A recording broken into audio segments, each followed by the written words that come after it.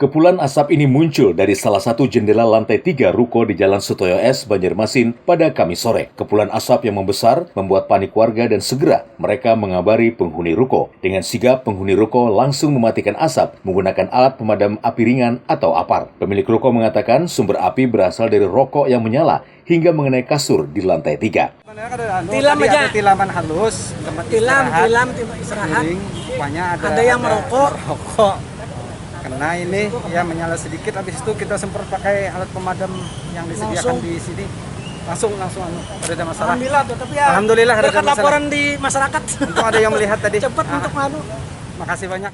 Meskipun api dalam skala kecil dan dapat diatasi oleh pemilik ruko, namun akibat kejadian ini, sejumlah relawan Barisan Pemadam Kebakaran Kota Banjarmasin dengan sigap langsung mendatangi lokasi kejadian. Satya Naka, Kalsel 1 Net, Banjarmasin.